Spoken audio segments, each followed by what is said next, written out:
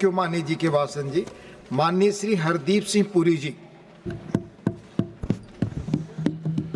Honorable Deputy Chairman, sir. Sir, I was born 2 years and 2 months after our constitution was adopted. As India grew under the canopy of a protective constitution, so did my generation. The first to be born in independent India, for us the constitution is sacred. I cannot think of any occasion in my professional life, going back more than 50 years, which could even remotely rival the solemnity and the honor of being asked to speak in this august house to discuss the glorious 75 years of the Constitution. For this, I shall remain eternally grateful to the Honorable Prime Minister and the leadership of my party. Sir, this discussion must start with paying a tribute to the visionaries of the Constituent Assembly. They produced a constitution that drew upon our history, our culture, our civilizational experience of 7,000 years, ensuring that it was not overpowered by a mindset born of 190 years of colonial rule. The framers of the Constitution, therefore, sir, deserve our eternal gratitude. Democracy was not imported in India in 1947. India has had democratic traditions from way back to the 6th century BC in places like Vaishali, which was the capital of the Republic of Vaji. One of the oldest democracies, the mother of democracies, our democracy, sir, predates the Westphalian order by a very long period. In the run-up to and after independence, there was no shortage of the prophets of doom, those who prophesied that India was bound to fail. The Honourable Leader of Opposition today recalled statements attributed to the then Prime Minister Winston Churchill. I have similarly come across a statement by Claude Auchinleck, the former Commander-in-Chief of the British Indian Army. He wrote in 1948, and I quote, "The Punjabi is as different from a Madrasi as a Scot is from an Italian. The British tried to consolidate it, but achieved nothing permanent. No one can make a nation out of a continent of many nations." So when I was going through this statement, I was reminded that this gentleman and Prime Minister Winston Churchill perhaps were the linear progenitors of the spiritual guru of the young leader of the Congress party who prophesied that the young Sam Petroda. I am referring to the spiritual. I have not taken anybody's name. I look into it. I have not taken, sir. I have referred to the spiritual leader, the enlightenment provider of a young Congress leader who said, when it compared our diverse communities to foreign races, such prophecies were forthcoming even before we witnessed the horrors of partition. Going through the Constituent Assembly debates, it becomes abundantly clear that the framers realized what was at stake. This is what Sardar Patel had to say about the endeavors of the Constituent Assembly. He said, and I quote, "There is no alternative to this assembly except chaos and anarchy," unquote. Sir, despite all odds, India has succeeded, India has thrived, except for a shameful period of 21 months between 1975 and 1977. No other developing country, with the exception of Costa Rica, has seen a longer run of unbroken democratic rule since World War II. As a student of history and evolving political systems, one could say with a degree of confidence that the experiment of the United States was the defining moment of the 18th century for democracy, and India will be remembered as the exemplar of the 20th and 21st century as the largest, most vibrant, youngest, and most diverse democracy. We are diverse in terms of languages, cultures, customs, and tradition, but united by this Constitution, which helps us overcome the various centripetal and centrifugal forces that threaten to break the nation apart. Honorable Chairman, sir, when the nation was being targeted and was facing many challenges, the integration of princely states, some provisions were made which were meant to be temporary, transitional, and special provisions, thus underscoring their impermanence. Under such a provision was kept Article 370 in Part 21 of the Constitution. And I quote, "It can be garnered from the historical context for the inclusion of Article 370 and the placement of Article 317 in Part 21 of the Constitution that it is temporary provision." Sir, in a speech lasting over 1 hour and 18 minutes, the Honourable Leader of the Opposition provided advice, much of it gratuitous, and told us that we must go back to the debates in the Constituent Assembly. We must remind ourselves of what Baba Sahib Ambedkar and other members of the Constituent Assembly wrote and said. Sir, I would refer in this context to some advice that was given at that point of time by such stalwarts as Dr. Ambedkar and Sardar Patel. Despite vehement opposition, this special provision was included primarily because Sheikh Abdullah's demand for autonomy, supported by his dear friend, Pandit Jawaharlal Nehru. In a letter to Sheikh Abdullah, Ambedkar ji had warned him of the long-term consequences, and he wrote, and I quote, "You are offering wrong advice to Pandit Nehru." Sir, this is Ambedkar ji writing. "You are offering wrong advice to Pandit Nehru. By giving special status to Kashmir, you are isolating Kashmir from the mainstream of India. As a result, there will be no industrial growth or employment opportunities in Jammu and Kashmir. I will not be a party to your efforts." This was the only provision in the Constitution whose drafting Baba Sahib Ambedkar did not oversee. When the Constituent Assembly passed Article 370, then numbered 306A, Ambedkar stayed silent. Sir, even Sardar Patel was shocked at the leeway given to Sheikh Abdullah and his colleagues. In a letter to Gopalaswamy Iyengar, discussing Sheikh Abdullah's objections to the applicability of fundamental rights and directive principles of state policy in Kashmir, Patel wrote, and I quote, "You realize the anomaly of the state becoming part of India and at the same time not recognizing any of these provisions. Whenever Sheikh Sahib wishes to back out, he confronts us with this duty to the people," unquote. Patel then goes on to add sarcastically, "Of course, he owes no duty to India or to the Indian government. In these circumstances, any question of my approval does not arise." Madam, I have quoted both Baba Sahib Ambedkar and Sardar Patel only because the Leader of the Opposition, in a speech lasting 1 hour and 18 minutes, gave us gratuitous advice that we should go back to the writing of these stalwarts in the Constituent Assembly. I submit, Madam, that the Congress abdicated its responsibility to the Constitution with regards to Kashmir. And I say this with all emphasis. They betrayed the framers who inserted this article with the clear expectation, to quote Iyengar, quote, "that Jammu and Kashmir will become ripe for the same sort of integration as has taken place in the case of other states," unquote. Madam, what should have been a transitional provision ended up assuming a permanent character for nearly 70 years because the Congress lacked the courage to act. Article 370 was an anomaly, an aberration, a fracture in the constitutional body politic of India. It militated against the very idea of India.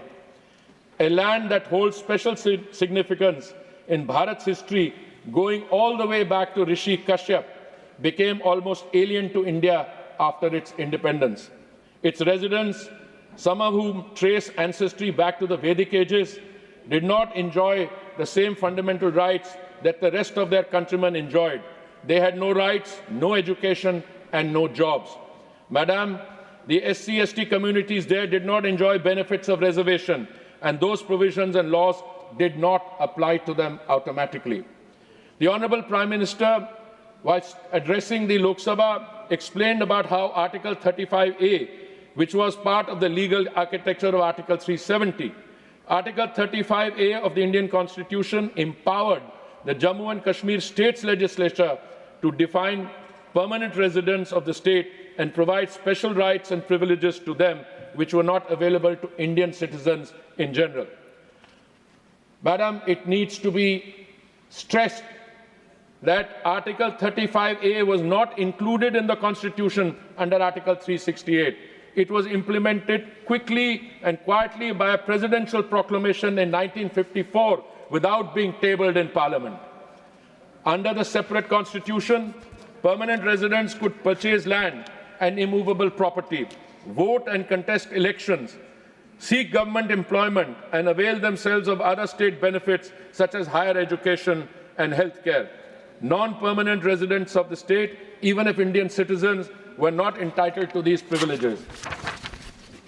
The provisions facilitated by Article 35A and the state's permanent resident laws were criticized over the years for their discriminatory nature, including the hardships imposed on immigrant workers, refugees from West Pakistan, and the state's own female residents who could lose their permanent resident status by marrying out of the state. The industry of brokers who claimed to be representatives of J&K enabled a culture of stone pelting and corruption. Government schemes remained unimplemented.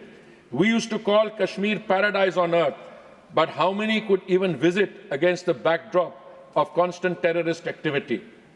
Sir, as a Foreign Service officer who was part of diplomatic missions to many countries, and I was also stationed in Geneva and New York, I would often see India's image get tarnished because of the Kashmir issue.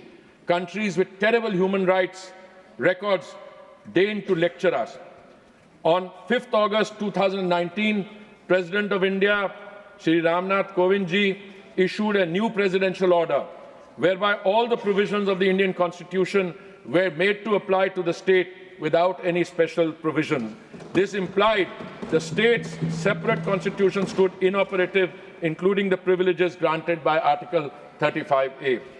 Madam, it took the indomitable courage and resolve of the Honourable Prime Minister, Shri Narendra Modi ji, to abrogate this article of the Constitution, which, though intended to be temporary, was made de facto permanent by appeasement politics. Only Prime Minister Modi could have dared to do so. Before he took the final decision of 5th August 2019, many of the so-called representatives of the state had dared him, saying that if anyone even touches Article 370, aag lag jayegi. Leaders had tweeted, and I quote, long after the Modi government is a distant memory, either J&K won't exist or as a part of India, or Article 370 will still exist.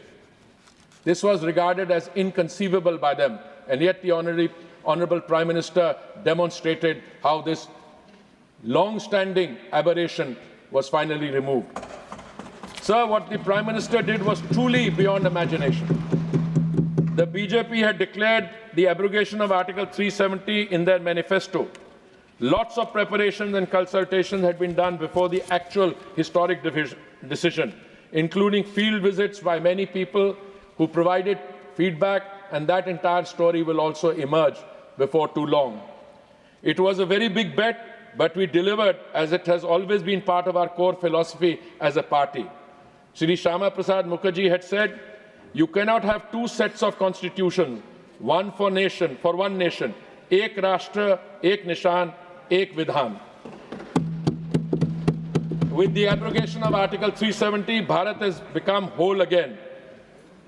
एकीकरण ही नहीं, भारतवर्ष की संपूर्णता हुई. A historic wrong was corrected, and the country was finally united in body, letter, and spirit. The decision was also upheld by the Honourable Supreme Court and is now irrevocable. Madam, Speaker, this historic action is already bearing fruit.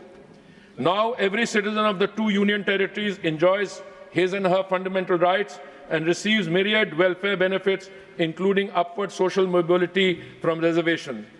The same Lal Chowk in Srinagar, which was once the hub of stone pelting, is now a vibrant public space.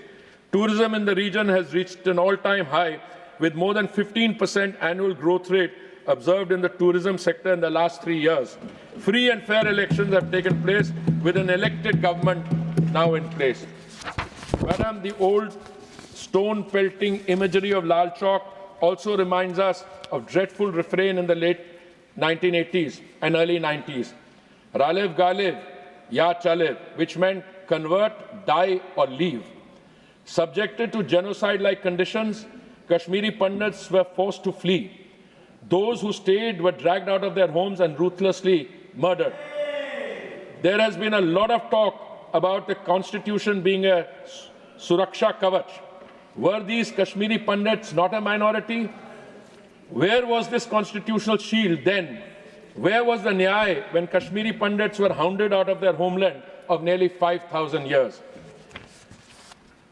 Madam Chairperson, today the Congress Party, it says, portrays itself as the savior of minorities. But do they expect us to forget that they ran camps for forced sterilization of Muslim men in Old Delhi during 1976? In furthering their policy of divide and rule, like our colonial masters, the Congress engineered communal riots where so many Muslim brothers and sisters lost their lives. Did these poor people have no constitutional rights? My advice to the so-called defenders of the Constitution would be to realize that a sincere apology may serve you better than carrying unopened copies of the Constitution in your pocket. Madam Chairperson, from the preamble of the Constitution to Part 3 on fundamental rights, ample provisions have been provided to protect the interests of minorities. Our Constitution does not discriminate between citizens on the basis of religion. That is the position of the BJP as well, which regards all Indians as citizens and not as certain identities that can be manipulated, divided, or bought. Like the Honourable Prime Minister mentioned in his speech in the Lok Sabha, the Congress overturned the Supreme Court decision on the Shah Bano case because they felt it might appeal to the hardline elements of the Muslim community. They pandered to the revanchist and anti-progressive elements of the Muslim community. In reality, they failed our Muslim sisters and brought a regressive law which would not have passed muster in any Islamic country of the world as well. This was completely against the letter and spirit of the Constitution. To the Congress, minority welfare has just been a slogan of appeasement. For the Modi government, it is about inclusive development of every citizen. Facts speak for themselves. It was the Modi government which abolished the inhuman practice of triple talaq to offer a life of equality and dignity for millions of Muslim women. The Modi government has provided employment and self-employment opportunities to crores of minority communities. The minorities have immensely benefited from various schemes of the central government. Anywhere between 22 and 37% beneficiaries of the Mudra Yojana, Jan Dhan Yojana, Ayushman Bharat, Kisan Samman Nidhi, Ujjwala Yojana and the Swachh Bharat Mission belong to minorities. In some regions, up to 60% of the benefits have been received by the minority community directly. To those who suggested that the Constitution provides the Suraksha Kavach to citizens, I would ask them what the government did when 3,000 members of my community, innocent Sikhs, were killed in cold blood on the streets of Delhi. Shame. The then newly appointed Prime Minister made this callous statement, "Jab bhi koi bada ped girta hai, to dharti thodi hilti hai." What cold-hearted indifference with regard to constitutional values. The lives of thousands of Sikhs were equated to an afterthought.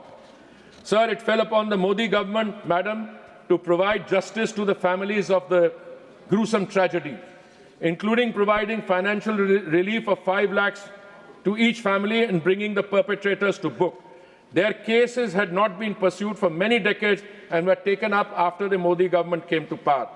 Madam, I am surprised how several members of the Sikh community in the Congress party continue to associate themselves with a party that desecrated Sari Harmandir Sahib, that also was responsible for the cold-blooded killing of 3,000 members of my community. On the other hand, when the government in Afghanistan, it was the Modi government that rescued thousands of Sikh brothers. Sir. Please conclude. Your time My is up. party is giving me time. Please conclude.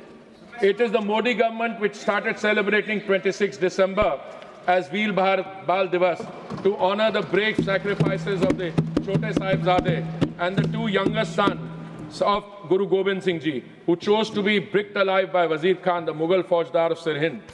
Since we were talking about the treatment of minorities, I have with me a press report on an open letter that the Honorable Shri Nadda Ji, the President of the BJP and an Honorable Minister, wrote in 2022 on violence against minorities in Congress-ruled states.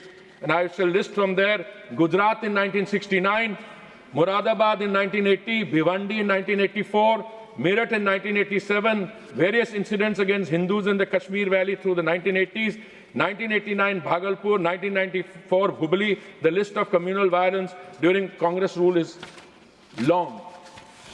Madam Speaker, this was an open letter which is on record and which I recommend be read by all members of the Congress party who try to lecture us on the treatment of minorities. The BJP has had a very different run and a very different approach, and BJP-ruled states provide ample evidence of that.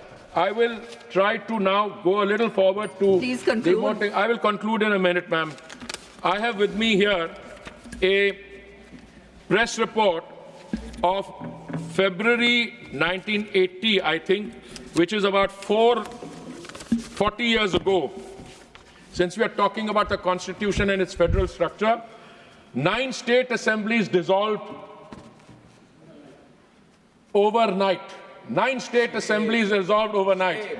So Article 356 was used by that party 100 times, and by one particular Prime Minister more than 50 times. And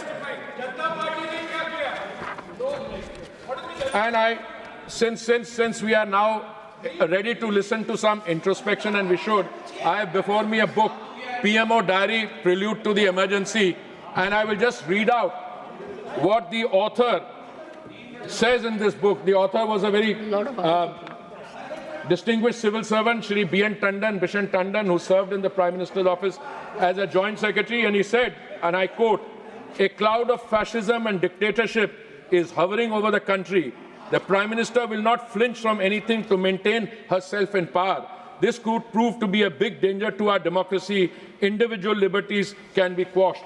This is one of their own writing. And I want to conclude finally, ma'am.